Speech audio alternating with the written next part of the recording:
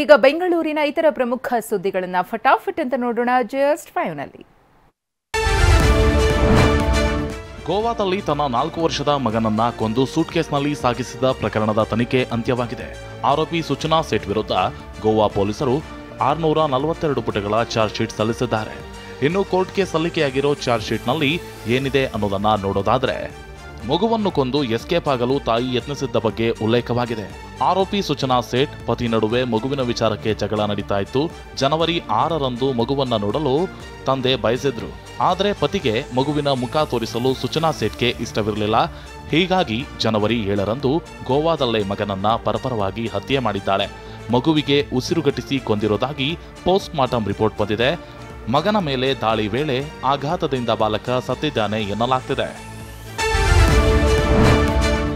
App ಆಧಾರಿತ Uber auto book ಮಾಡಿದ್ದ ಪ್ರಯಾಣಿಕ ಬಿಲ್ ನೋಡಿ ಅಕ್ಷರಶಃ ಶಾಕ್ ಆಗಿದ್ದಾನೆ.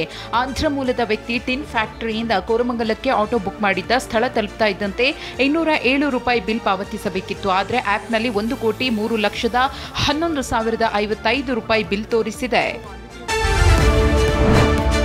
ಮಾರತಹಳ್ಳಿ ಸಮೀಪದ ಯಮಲೂರು ರಸ್ತೆಯಲ್ಲಿ ಭಾರೀ ಅನಾಹುತವೇ ತಪ್ಪಿದೆ. ಬಿಡಬ್ಲ್ಯೂಎಸ್ಎಸ್ಬಿಯಿಂದ ಕಾಮಗಾರಿ ವೇಳೆ ಗ್ಯಾಸ್ ಪೈಪ್ಲೈನ್ಗೆ ಹಾನಿಯಾಗಿದೆ. ಕಾವೇರಿ ನೀರಿಗಾಗಿ ಪೈಪ್ ಅಳವಡಿಸಲು ಜೆಸಿಬಿಯಿಂದ ರಸ್ತೆ ಅಗೆಯುವಾಗ ಗ್ಯಾಸ್ ಪೈಪ್ಲೈನ್ ಕಟ್ ಆಗಿದೆ.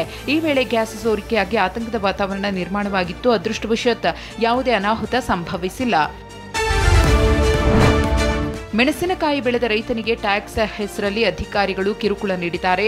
ಬ್ಯಾಡಗಿ ಮೆಣಸಿನಕಾಯಿ ಕೋಲ್ಡ್ ಸ್ಟೋರೇಜ್ನಲ್ಲಿ ಇಡಲು ರೈತರು ಹೊರಟಿದ್ರು. ಮಂತ್ರಾಲಯದಿಂದ ತಮಿಳುನಾಡಿಗೆ ಚಿಲ್ಲಿ ಸಾಗಿಸುತ್ತಿದ್ರು. ಈ ವೇಳೆ ದೇವನಹಳ್ಳಿ ಪಟ್ಟಣದಲ್ಲಿ ಟ್ಯಾಕ್ಸ್ ಕಟ್ಟುವಂತೆ 8 ಟನ್ ಬ್ಯಾಡಗಿ ಮೆಣಸಿನಕಾಯಿ ಸೀಸ್ ಮಾಡಿದ್ದಾರೆ. ಬಿಸಿಲಿಗೆ ಮೆಣಸಿನಕಾಯಿ ಹಾಳಾಗ್ತಿದೆ ಅಂತ ರೈತರು ಅಳಲು ತೋಡಿಕೊಂಡಿದ್ದಾರೆ. ಸುಮಾರು 140 ವರ್ಷಗಳ ಐತಿಹಾಸಿಕ ಹಿನ್ನೆಲೆ ಹೊಂದಿರುವ ಬೌರಿಂಗ್ ಆಸ್ಪತ್ರೆ ನೆಲಸಮ ಆಗ್ತಿದೆ. ಆಸ್ಪತ್ರೆ ಶಿಥಿಲಗೊಂಡಿದ್ದು, ಕಟ್ಟಡವನ್ನು ಕೆಡವಿ ಅದೇ ಜಾಗದಲ್ಲಿ 10 ಅಂತಸ್ತಿನ ನೂತನ ಆಸ್ಪತ್ರೆ ನಿರ್ಮಾಣವಾಗಲಿದೆ. 212 ಕೋಟಿ ವೆಚ್ಚದಲ್ಲಿ 500 ಹಾಸಿಗೆಗಳ ಮಲ್ಟಿ ಸ್ಪೆಷಾಲಿಟಿ ಆಸ್ಪತ್ರೆ ನಿರ್ಮಾಣವಾಗಲಿದೆ.